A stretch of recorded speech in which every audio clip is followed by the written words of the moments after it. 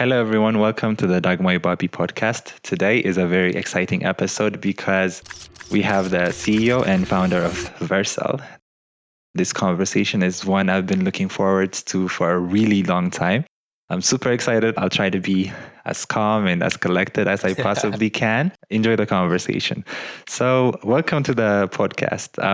I did give a slightly tiny introduction about you, but I would really love it if you introduce yourself to me and to everyone listening. Yeah, for sure. So I'm Guillermo Rauch. I'm known in the web or the internet for starting a couple open source projects, notably Socket.io, Mongoose, later on NextJS. So I've had my hand in a number of popular open source projects in the JavaScript, Node.js ecosystems. And then when I started NextJS, concurrent to that, I started this company, Vercel. Vercel now powers a lot of the internet's infrastructure, especially for companies that are looking to make their websites and web applications really fast, AI ready, and frankly, for developers that want to have a good time, like they want to have a good developer experience, so they use our services. Awesome. Awesome. I guess let's start with how old you are. How old are you? You know, interestingly, I haven't shared that a bunch, but I'm 34. I was born in 1990 in Argentina, in a kind of a small neighborhood outside of Buenos Aires, in South America. And I've dedicated most of my life to, I guess that now you can say, like, look, almost half my life I lived in the United States because I moved here now a while ago, and half of my life I was born and grew up in Argentina. And most of my life really have spent nerding out on the internet and learning about software development, open source, working on tech. So it's become an extension of myself. Can you tell us a little bit about, what kind of child were you? Were you creative? Were you takey? Did you even code, when you were a little kid or in high school and stuff?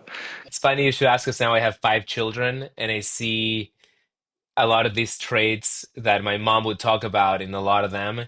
Very restless, impatient, moving all the time.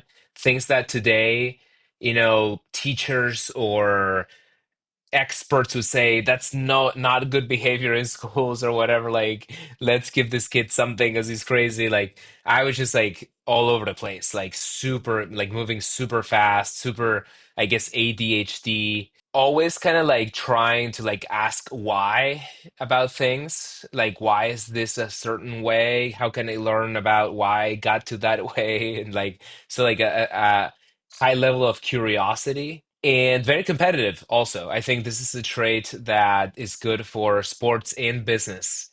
You enjoy the competition. You see someone running over there and you just want to run faster. Even if you cannot run faster, you tell yourself, I'm gonna go and try to run faster. I guess a lot of those things have stayed with me over the years. Walk me through your, education journey, like high school or college, and what you studied in college and stuff like that. Yeah, so it's a super interesting one because I did not go to college. I dropped out of high school. So I was a pretty good student growing up. I always had good grades growing up. I've been good at certain things, not so good at others, but like, most of the subjects growing up, like, I did well. I really liked math. I was very happy that as a kid, I won a couple math competitions, the math Olympiad that my school organized. So I was kind of like a nerd in the making from an early age. Um, and I had a promising academic career because I was always getting good grades and whatnot. So my parents had the idea of sending me to a public school in Argentina that was free, but had an entry exam and it was quite competitive to get into. And I studied really hard to get into that school. I suspended my sort of like hacking and learning how to code activities for a while when I was about 12 years old. I suspended it for like a year so that I could get into this school. But then what happened is I had these two competing priorities. Like I had open source. I was starting to get involved in a lot of libraries and projects, and it was taking a lot of my time and my energy. I grew up in a very like tight family economically. Like we didn't have a lot of spare money, And so I even started to contribute money by working online as a freelancer, doing like, you know, JavaScript, PHP projects, things like that. And I would make money in dollars, which was way stronger than the Argentinian currency. Uh, you guys can probably relate to like economic instability and the different strength of different currencies and the power that comes with working overseas, etc. So imagine me as a prolific kid, right? Like you're 12, 13, and you have the opportunity to make money from companies in Europe and the US competing with your academic career. And so I ended up getting into that school. I got into a very nice position, number 10, which I still regret. I could have gotten higher if I didn't make a few tiny mistakes. Um, but then immediately became a really bad student because I kind of went all in on like code. And so that kept escalating over the years from the time I was 13 to 14. By the time I was 17, I was actually the worst student. I was like barely showing up to school and I dropped out to work for international companies. Yeah, so it's like a crazy story. Okay, wait. Like, how did you encounter programming? Like, what was your first encounter? Like, how did you discover it? You know, it's hard to say what the exact first encounter it was because I had so many like little starts here and there. You know, I always make the joke if you go into the projects folder of any developer, you're gonna encounter like 200 bodies. Like there's like like all a lot of like half-baked projects. I have my own half-baked projects. Um, and so one was probably like super early on. There was this logo turtle program that it was like a game we had at school, and like you had to program the trajectory of this turtle, and so it kind of like would make you think about solving puzzles with programming style techniques and instructions. So that was like an early contact with it. I would say, you know, HTML pages was very early for me. I would build websites for my favorite animes. That was like a thing. Um, Perl, PHP, C were things that I started out with playing early on. Visual Basic, I remember actually getting quite a bit of traction. The thing about programming is that you're never done learning, so you actually kind of like you feel like a beginner a lot of the time. And the key thing is there a tool that you feel like you gain traction with? It's also kind of like sports. I've done so many sports in my life. I'm really into running, and for a while I was into tennis, calisthenics, gymnastics. I've done it all, boxing. And so the important thing is to gain traction with one. It's not so, I think for most people, the advice I would give them, like fitness wise, would be like, it doesn't matter as long as you're doing one consistently, right? Because it's going to be very positive for your body. Same with programming. Like you could start with, you know, NextJS. Obviously, I'm biased. I love it. Like, or you could start with C++. Plus plus. As long as you keep having traction with it and learning more and more and more every day and shipping projects, then you're gonna go end up in a good place. That's we're starting super strong right off the bat, and it's very interesting. All right, all right. Okay, I guess we'll go right back to this, but it's just to know you. So, like, can you tell me about your hobbies? Like I know running Vercel should be, it must be one of the most toughest jobs there is, and Yeah, I mean, this is like the nerdiest thing I can possibly say, but like I do enjoy a lot writing code, using V0 to generate stuff, creating software, coming up with ideas. Like, I joke sometimes that for people like us that love technology, like we are, we our pleasure is to be done with some computer work, so we can do the other computer work that gives us pleasure. Like it's like it's still the same thing, but it's like different areas, and like you come back to this thing that gives you more happiness or whatever. And so, but I really enjoy working out. I like running a lot. I like swimming. I got really, really into swimming recently. Playing with my children, of course. We love go to the arcade.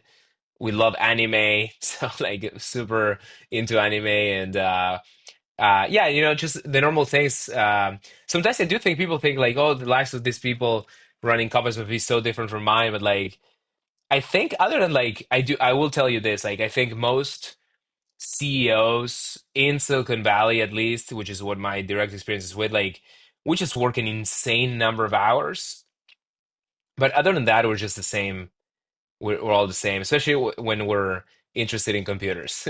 I guess my perception of you was like super serious and like all just crunching, shipping every single second of the day. But like talking to you, you're very chill, and it's actually pretty cool. Um, I guess there are two questions right now before I proceed that I'm still very curious about, and it's like, can you tell me like why you came to the US, what that journey was like, like how did you do it, and if it's something you're comfortable talking about. Yeah, yeah, for sure. Growing up, I feel like I had a vision for the US. The US is like an idea, America is like an idea, right? And it was influenced by my parents because my mom is a chemical engineer, and working in Argentina, she had grown to develop a huge admiration for American technology and American technology companies. She would always make the case that the companies from the US would have better documentation, better specification in the area of chemistry, right? Like she would deal with like instrumentation systems for plants that process pulp and paper, or refinery of petrochemical processes. And she would always tell me like Rauch G, of course, she would call me Willie, actually, it's the name that people would call me growing up. It's amazing. Like, look at all this stuff. It's just so much better. I really enjoy it. I respect them so much. And so I kind of grew up thinking, like, wow, like, those people are cracked. Like, they have the best tech, and they've refined their craft, and like their products are better. Obviously, America has a huge cultural influence all over the world. We all watch Netflix. We see like the different cities and the cultural icons that get exported. So I think that's like a non-trivial aspect of all of this is a cultural influence over the world. So think of it this way: I'm reverse engineering how I ended up here, because you can't forget about the priming of what you think about when you're growing up. But the thing that was most concrete for me was I told you I've always been super competitive, and I've always liked to excel and tried really hard to excel at everything I do. And I felt like when I visited San Francisco for the first time, that it felt like visiting the future a little bit. If you come to San Francisco today, you can find self-driving cars all over the place. My morning routine is I go to the gym in a self-driving car, and then I come to work in a self-driving car. And it's just fascinating, right? It feels like living in the future. And so I remember when I first visited, I was like, you know, at whatever cost, I will come here. I had no money actually when I first moved here. I was like, I came with a laptop that I had purchased for myself, and it was like doing okay, but I basically had no savings, no nothing, no, even not even a college education. I worked extremely hard to get my visa, but it was just ultimately the passion and the vision for, if I want to build technology, I want to be in the place that is like the mecca of technology. I guess the other thing that was, crazy for me is like you have 5 kids. Yeah. Okay, that's insane. That Yeah. The story is interesting there because I started this company at the same time that I had my first kid. And so there's this funny quote of a band that I really love, Simon and Garfunkel, which is the words of a prophet are written on a subway wall. And it kind of refers to the idea like you can find wisdom everywhere. You can just stumble upon, you see some graffiti and like it impacts your life. And I remember reading, I can't remember exactly where, someone had said, there's no perfect time to have a kid. You will probably regret not having them earlier. And all of the things that you think it'll just be overhead on your life and whatever turn out not to be true. And so I'm paraphrasing, but that was kind of the case that maybe it was a comment on Reddit. I can't remember like even where I read it. And I always knew that I wanted to have a big family, but the question I think is a lot of us believe that we want to have a family, but the question is when. And I think what I did that was ended up being pretty unusual is that I did it way earlier than anybody at my age. I think I was 25 when we started having kids. And for the United States, that's crazy. Or at least for the United States in Silicon Valley, in people building companies, whatever. And then we went on to having kids almost every year. And yeah, and I can tell you that that wise internet person ended up being right. Like, it motivated me even further to build as good as a company as I could, because I knew that it could become the legacy of my children, that it could be something that they could look up to, they could be inspired by. I even feel this way about just doing this work for anybody in general. I get a lot of comments from people that this technology, this company makes them happier. I mean, being on the internet, you get all kinds of stuff. You get hate mail, you get trolls, you get everything. But a lot of people have told me like that this company feels like an extension of themselves. They feel invested in it. I'm very thankful to the early community of people that have contributed to it. I'm thankful to my family too, because this company has taken a lot of time. But it's also for them that I created the company. So What's the one thing that family taught you, I guess? What's the most valuable thing you found there that you've discovered in there? on kids, I can tell you that the five of them have such different personalities. It helps you build a lot of empathy for your company. People are so different. I think overall we all want the same things, which is fantastic.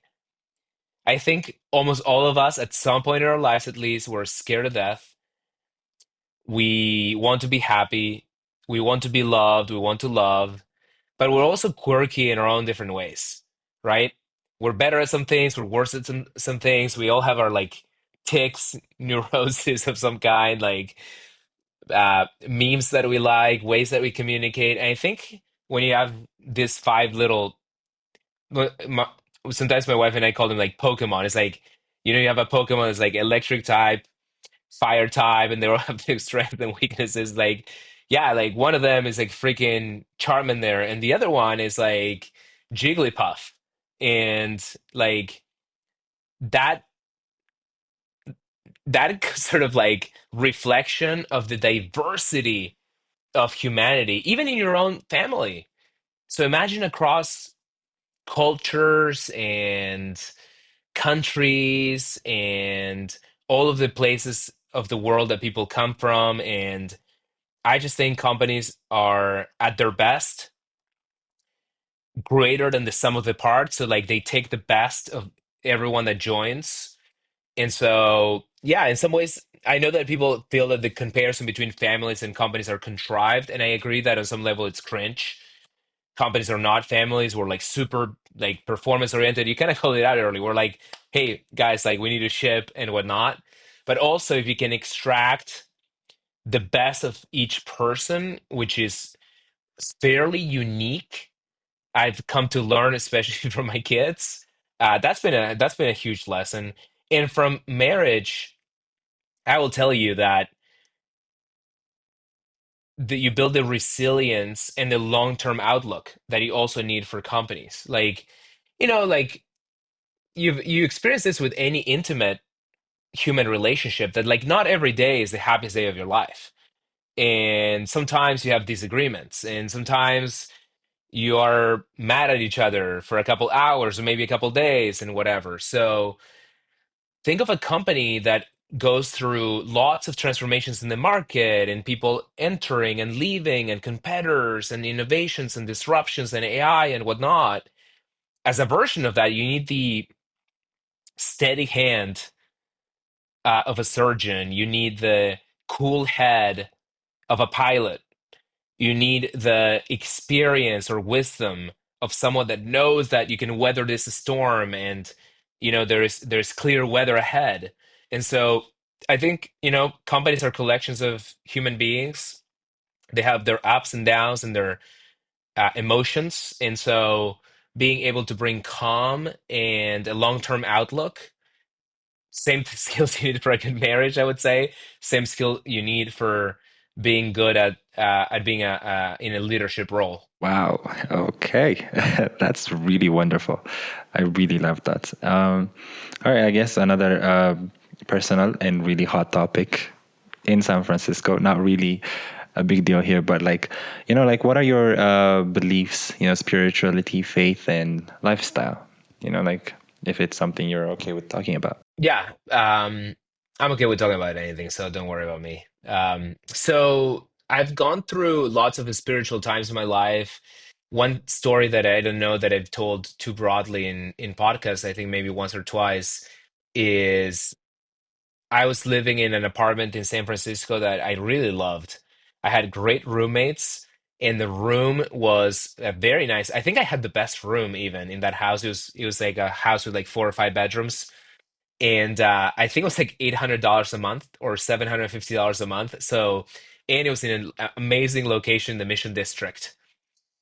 And one night, I go to the bathroom, and or my roommate was going to the bathroom, sorry, actually, and he notices that the kitchen had this orange glow, and immediately he realizes that the house is on fire, and he wakes all of us up, roommates. Who is this person? My roommate. So I met him online. I think it was through Craigslist. I was looking for a room that I could rent.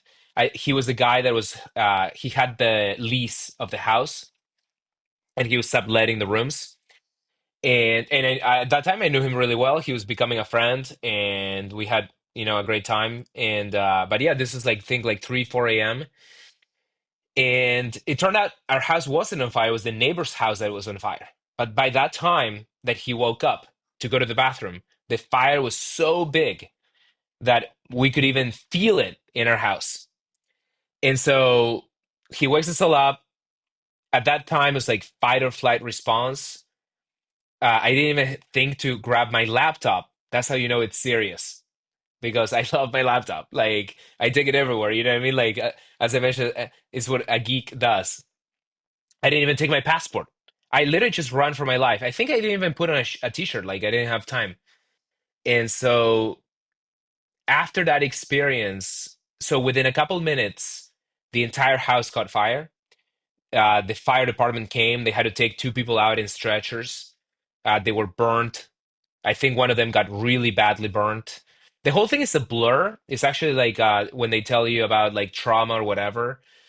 Like I can't even remember well what happened. Like the whole thing was like a flash, even though I was awake. And also when you're awake and you're kind of groggy because they woke you up in the middle of like a sweet dream or something, like that was my state of mind.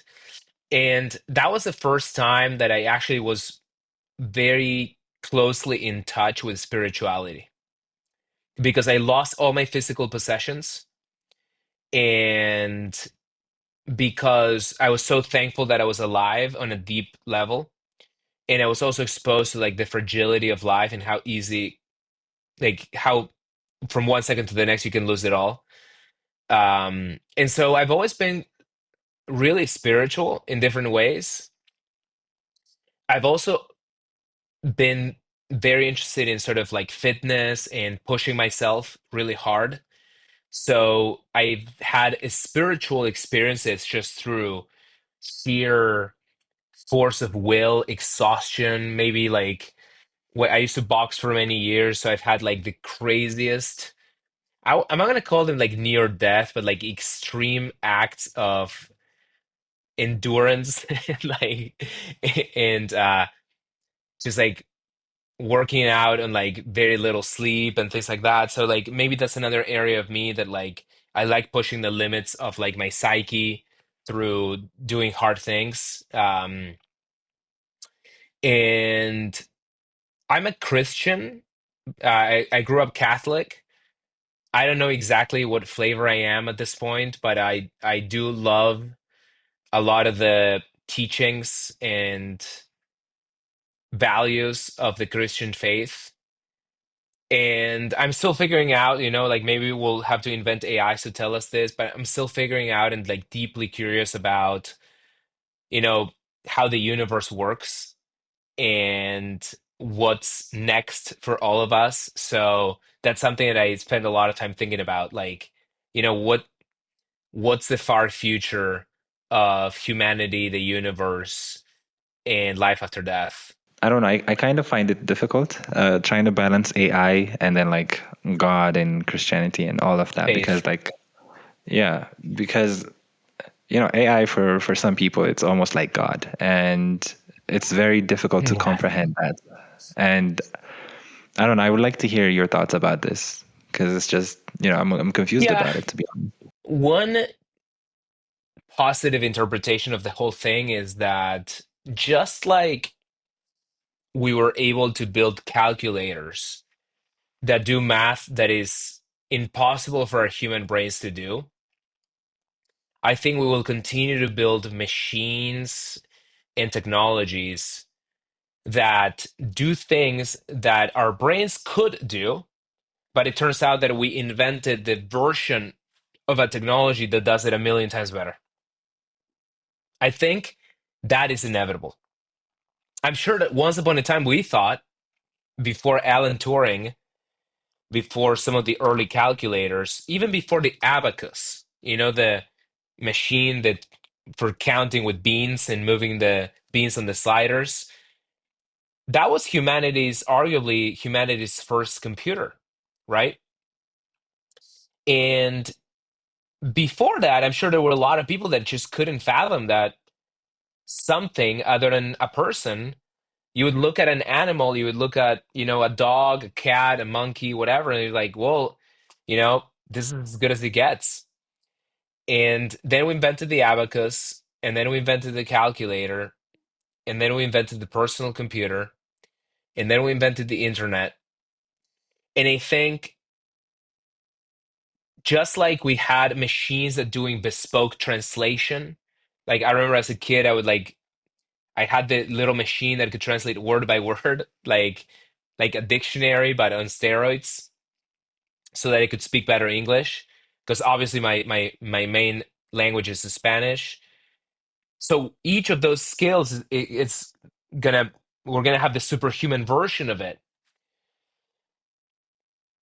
But it's still not clear that we will able to replicate all of humanity's talents and abilities and unique properties. Just because we do super math, or just because we do super reasoning, or because we do super search or super summarization and so on, it doesn't mean that we have super consciousness. It doesn't mean that we have something that replaces our ability to decide and have taste and be in control, right? The human experience, I guess. The human experience is the best, is why we're here. And I think sometimes we confuse ourselves because we confuse our abilities for that humanity. Like we think we get too caught up in our abilities about to define us. We're not a series of abilities, right? Y- We have amazing people in our lives that we love that maybe are like way worse than us at math or all those skills that I talked about or whatever, and we don't think of any different of them. And so I think we shouldn't think of ourselves any different as a society, as a civilization, just because we invented a thing that is so much better at coming up with like new drugs or new mathematical theorems. And obviously, just like any other powerful tool, invention, or whatever, we'll have to make sure that we use it wisely. And we've invented things that have been misused in the past, so we have to be extremely careful. But I think overall, the it's gonna be great. Like think of it as like the ability to cure disease and cure illnesses and to bring more fairness to the world and to extract energy from the world and the universe more efficiently and to pollute less and do more and reduce disparity and improve access to healthcare. That's something that's very personal for me now because a friend of mine recently got diagnosed with cancer, and I really wish he had had access to 100 times or a million times better treatment. And even though it's 2025 and we have all these amazing things, he could have done so much better in terms of the quality of treatment that he got.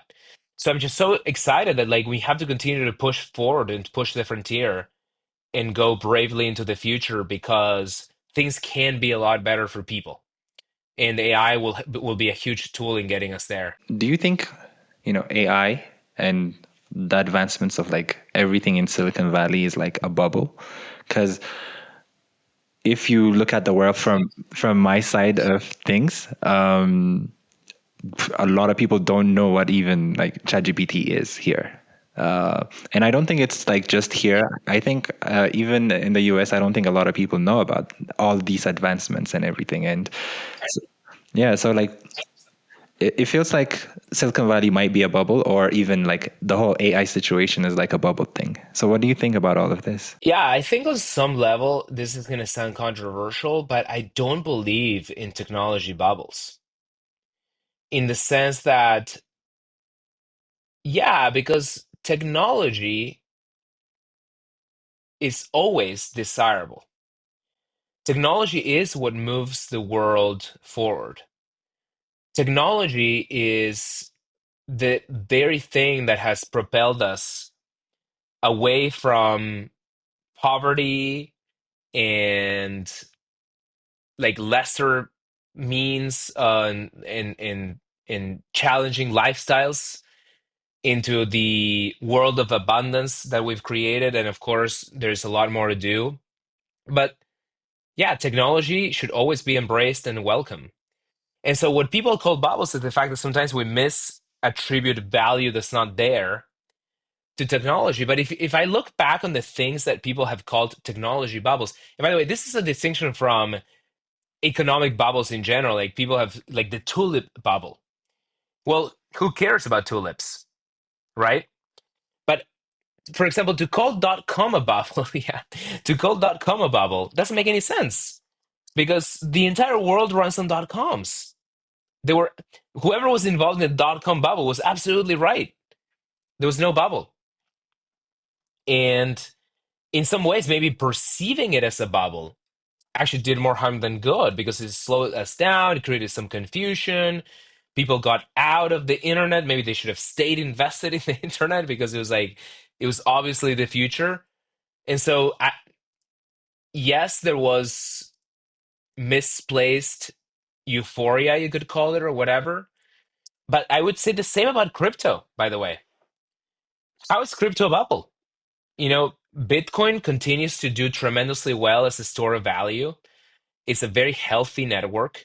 It has amazing uptime. It has amazing technical capabilities. I think we would both agree that assets and money should be digital because everything we do in life is becoming more and more digital. So, of course, we need internet money. And so I wouldn't call crypto a bubble either. And AI is the least qualified candidate for a bubble, I think, because I almost call it the last wave of technology. It really is the last. There's nothing else that we can do technology wise that will not require AI. It will not be about AI on some level. AI is the definition of what all of our hopes and dreams of computers would be. We will probably look back on our era of the types of software that we were creating over the last couple decades, and we will think, oh, wow, we hadn't discovered AI yet. That's actually what we wanted. We wanted intelligence. We didn't want to just write something down, save it, and come back to the same exact thing 5 hours later. We wanted some result. We wanted some insight. We wanted some work to be done because that's what technology has always been about is automation. It's about us delegating work that we don't want to do to the machines, right? Even like a complex mathematical task is essentially like I delegated it to the calculator. Well, a research task or a programming task, I should be able to delegate to the AI. So not only do I believe AI is not a bubble, I believe AI is the most important technology that we've ever created. And the only way that I see the future playing out is it will get bigger and bigger and bigger. Now let's go to Vercel. Can you talk to me about how you started it? What were you thinking? What was your life back then when you started it? What problem were you trying to solve?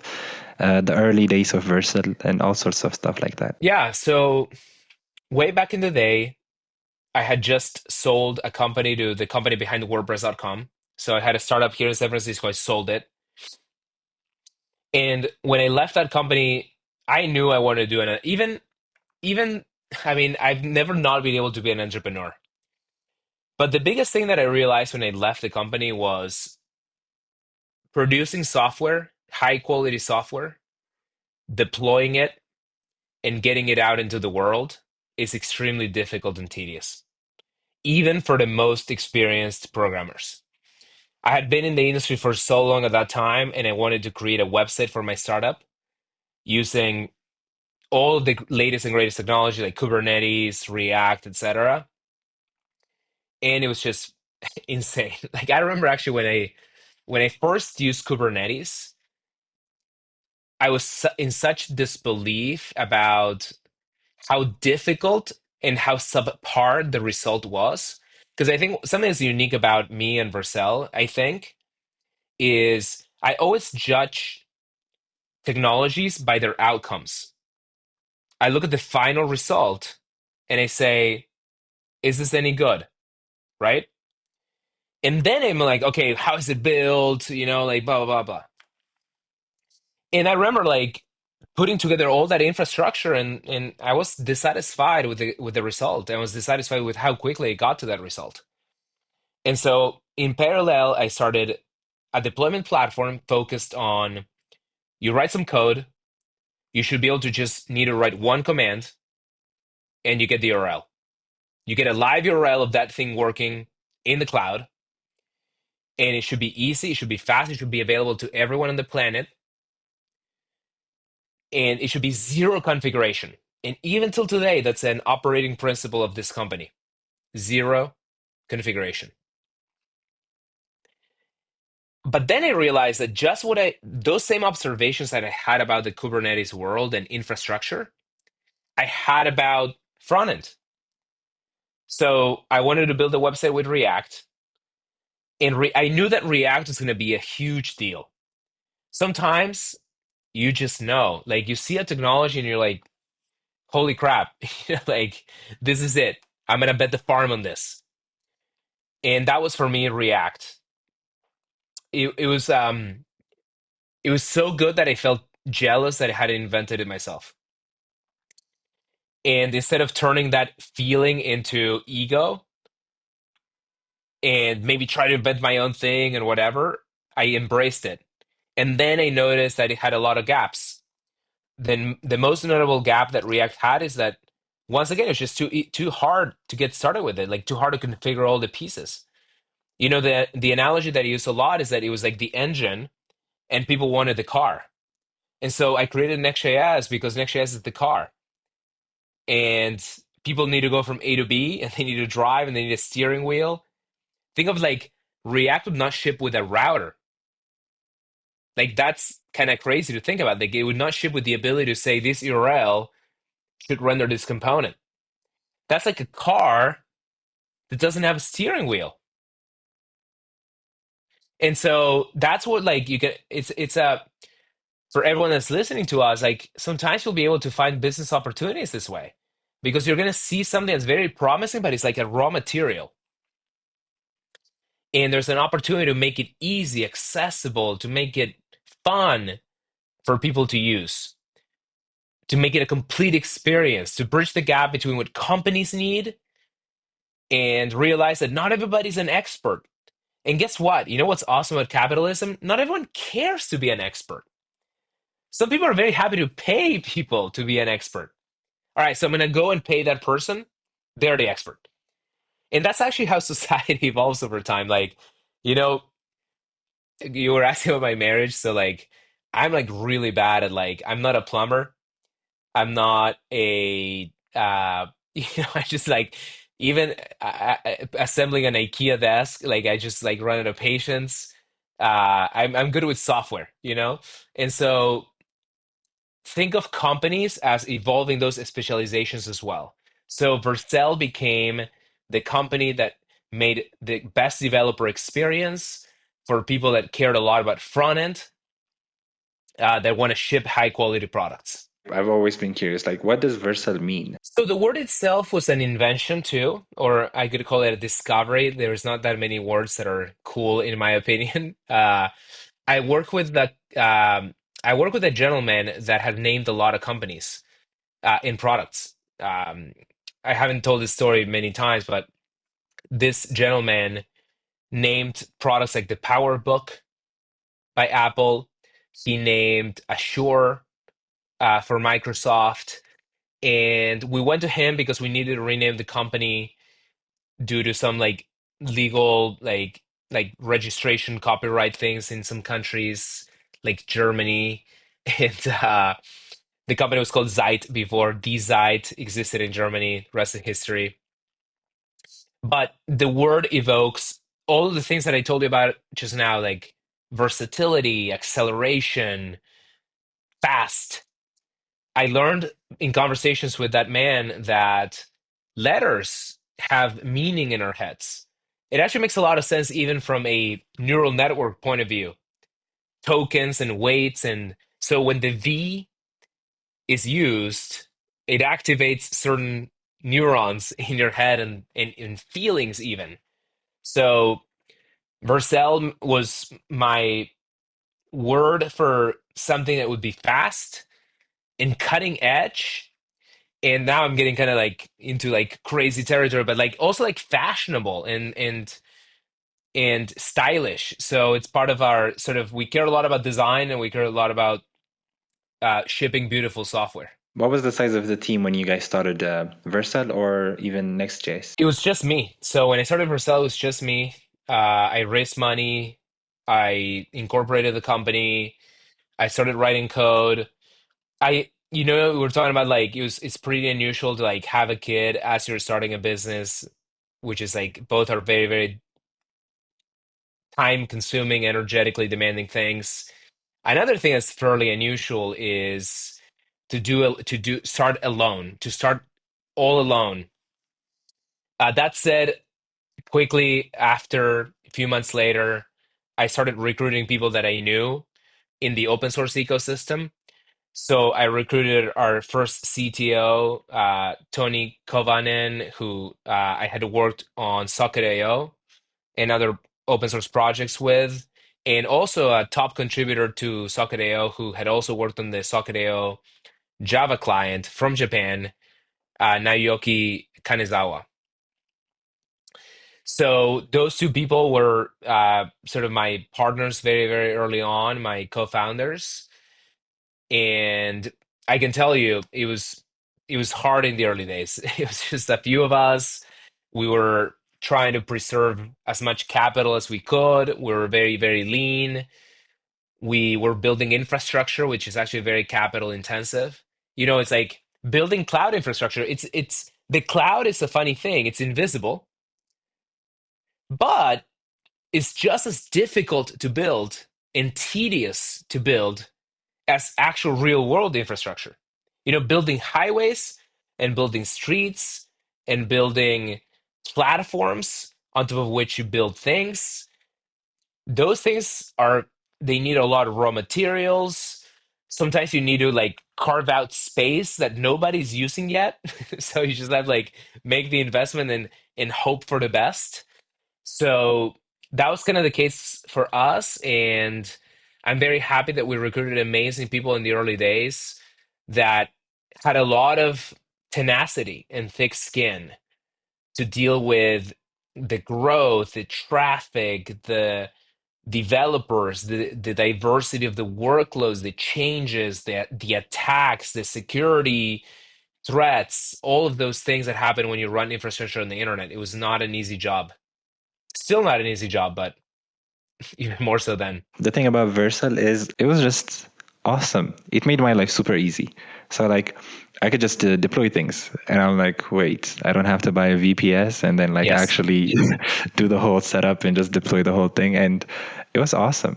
And I don't know if you're aware of this, but like I'm pretty certain that 80% of web related startups and projects here in Ethiopia are based on Vercel. And it's actually one of the reasons why I wanted to invite you over for very this happy to hear show. that. Yeah. Anything web related is probably hosted on Vercel. And my side projects probably are all web Amazing. related ones. They're all on Vercel. And I don't think you're aware of this one, but like, yeah, it is that. And I want to continue to make the web faster for you guys. Continue to expand the Vercel network so that your deployments are faster, your websites are faster. So, you know, one justification for the trip, so that I can justify it to my team, is whenever I visit a place, I get to experience how good Vercel is. Like, is Vercel fast enough? Are is our CDN, does it have sufficient coverage in Africa and so on? So I love to visit places and experience whether the promise of our platform is actually being fulfilled. So I'm excited to visit, to get to know about what people are building. We support so many startups throughout the world. We've now seen things go from idea to global phenomenons, and they were built on Vercel all the way.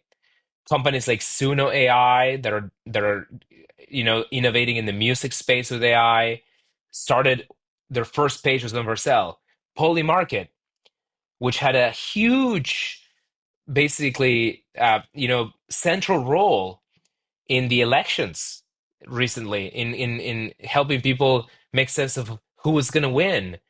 That idea was also born on Vercel. So imagine the millions of successful entrepreneurs that we can nurture in Ethiopia and beyond, where it starts out as one page.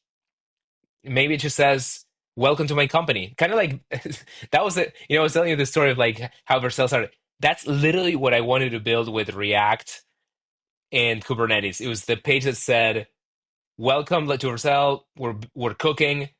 Contact us." And that's kind of it always starts with one page. That's like what I've learned about this world. Like one page, one hyperlink, and it goes from there. it's just amazing. The free tier is also what supports everyone here. So like, please keep it free forever. Amazing, It's really amazing. for sure. I know that you really love Next.js, but like, have you ever tried other frameworks? Because I'm just curious to know at this point. And like, what do you think about all these, new frameworks popping up every single time? What are your thoughts about these things? I'm always very excited about frameworks because I'm a framework guy. Like, once you start thinking in terms of the world, in terms of frameworks, you never stop thinking that way. But in many ways, I feel like AI and products like V0 and Cursor and things like that are the future of developer experience. I think sitting down and opening your terminal and creating a project and running a command and getting your framework and getting the hello world page of the framework, it's hard to believe that that's the future of software. It almost feels like the way that we're doing software before, it's like we're starting with the implementation details. And we're doing the calculations in our head. So what I'm going to need is Next.js over here. I'm going to do this and that. But I think the most important thing that we bring to the table is our ideas, is the things that we want the computer to do. And now with products like V0, you can just tell it like, okay, this is the software that I want. Go and generate it. And the output of that will use the framework. Of course, the frameworks will be very, very important. And this is not to dismiss frameworks. In fact, I created a framework, so I sometimes call V0 like a self-inflicted disruption because I believe that developer experience will be, we have to disrupt ourselves. Yeah, we can make creating great web applications. I'm not talking about like, so there's the thing with AI is that sometimes like it's confused with slop and low quality stuff. I'm talking about things that are even better than what a Next.js engineer could write by hand. That's our aspiration. That's where we're going. If I told you, hey, give me a form that upon submission hits this endpoint, do validation and whatever, the AI will know how to write that to the highest possible standards. It's like, hey, like I have a NextJS engineer on call that I can just use.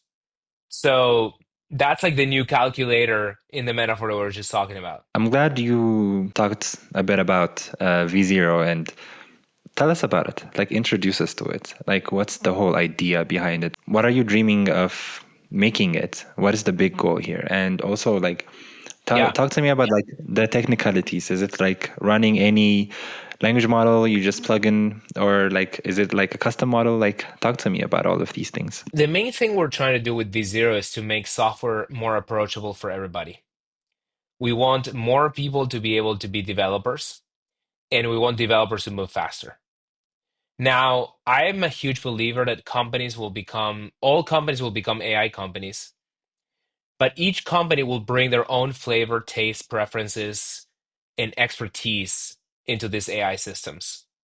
So the expertise that V0 brings relates to design, to user interface engineering, to front end, to Next.js, to React.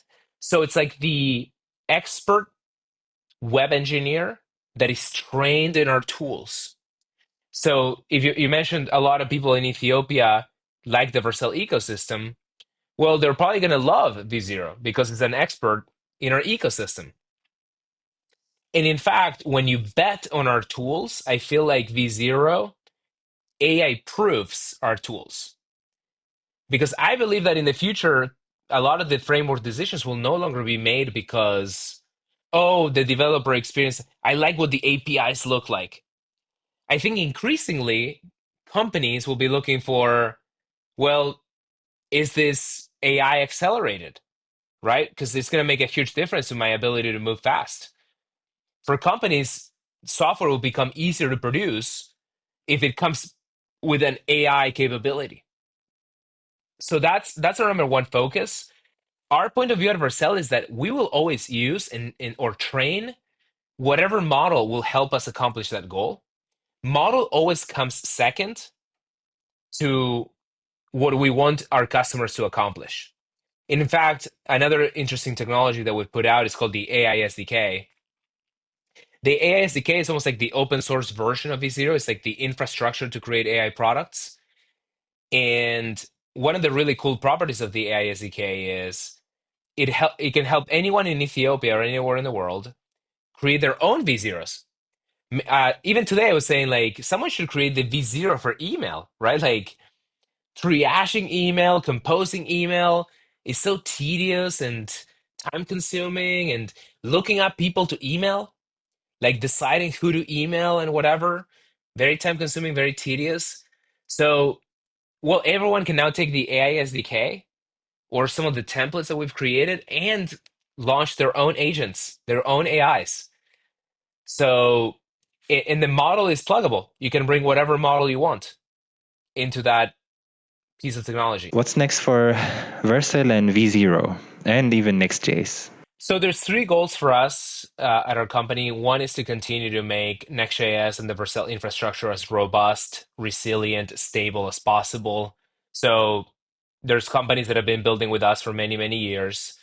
You know, trillions of dollars of economic value are flowing through our platform. So we're always investing in the reliability, resilience of the platform, and just improving the quality of the overall software, even as it exists today.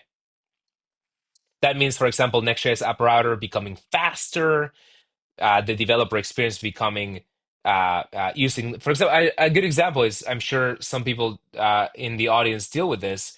They want more memory efficiency. They want lower memory consumption of the Next.js dev server. So priority the companies continue to make the foundations very resilient. I think sometimes companies get so excited about the new things and AI and whatever that they forget that sturdy, stable foundations are the most important thing. So that's the most important thing for us.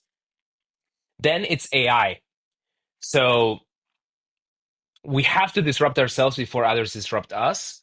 And we know that the future of developer experience is AI. It helps people At the very least, it helps people type way faster, right? Because it just gives you all the code and you don't have to write it by hand. And in the best case scenario, which is what we're seeing, is that people are gaining superpowers. Designers can now code, coders can now design, backend engineers can now produce front end code. And even people that don't know that much about code or any code at all can now get into this world of generating software. And the other thing that I mentioned is my hope is that the AI products of the future, the V0s of other companies, are born on Vercel. And that's why we're open sourcing the AI SDK and templates and examples. We just put out an example of how to do DeepSeek, the new model that everyone's talking about with the AI SDK. And then the third priority of the company is security. So it kind of goes hand in hand with our responsibility of maintaining a stable foundations because Vercel has gotten much larger and we support a lot of mission critical workloads. But the thing is, on the internet, you're always under attack. I think people that have created projects of any significant size know this. And typically, in order to protect yourself, you've had to go and purchase more software. Okay, so I have Vercel over here, so let me go and get some Cloudflare or Akamai or whatever. And we think that's silly. That reminds me of when, you would get a computer and you needed to buy antivirus. And if you didn't have antivirus, the computer was exposed and you would lose everything. It just doesn't make any sense. And then Apple came along and said, you know what? Like, if you get an iPhone, you don't need to buy an antivirus. It's secure. It has security tools built in. You can block callers. You can set, lockdown mode if you believe that something could not be secure. And so Vercel has the same thing. So we have attack challenge mode. If you're, we have automatic DDoS protections. We have firewall rules. We have support for rate limiting. So we're building the best security tools and secure by default infrastructure on the planet so that you don't have to worry. And so security for us is a huge priority, and we're very excited about all the ships that we've already landed and the ones that are coming. Tell me, or anyone that's aspiring to be someone great and to start something amazing, like what would be your advice? Yeah, even though I think not everyone will go and create developer tools or cloud companies, and I think, you know, each person will find something novel to contribute to the world. And so my advice is to go out and try to ride the waves that you believe are going to be big in the future. Anytime I have adopted a technology that I had conviction in, that I believed was going to be a big wave, it's paid off for me. So when I was an early adopter of React, and then I created Next, it paid off for me. Whenever I bought some cryptocurrency or whatever, and by the way, I don't advise trading or speculating on cryptocurrencies, but you know, I one time I bought a Bitcoin and it was early on, and I got really into that ecosystem, and I educated myself and it paid off for me. And I think later on it happened again with AI. Like I immersed myself in that world and I looked to create value in that world, and it paid off for us. So think about the waves of the future and think about the ones that are local to your, friends and family and local governments and companies and institutions. What are the next big waves for Ethiopia? What are the next big waves for Africa? What are technologies that you can democratize because maybe they already exist? Someone is creating them, and you can bring their own flavor to your local communities. So I've seen tremendous success of people that use Vercel, for example, and learn about how it's being deployed in other areas and then bring them to their use cases. So a good example was I just met someone that helps run the digital services of a very popular soccer club, a football club in Argentina. And what he does is he creates amazing web products for the football club, and he's so successful because he's looking at everything else that's being built, and he took the inspiration and lessons, and now he's creating the best possible web platform for that use case. So that ability to translate good ideas of things that are working elsewhere and bring them to your local problems has always been an incredibly successful technique or shortcut, even you could say. And I think pay close attention to AI. Use it in your own businesses, use it in your daily life, and also look for opportunities to bring it to your life, to your communities, and to your businesses. Awesome. That was wonderful. This was such a fascinating conversation for me. I learned a lot. I'm pretty sure everyone watching and listening to this conversation will be super excited about this. Thank you so much for coming on my show, and it was my honor. Thank you. All right. Dude, that was amazing. That was freaking amazing. Your questions were spot on. It's a whole new podcast I've never done. Like, meaning, like, it's just a very unique angle point of view. So, thanks a lot.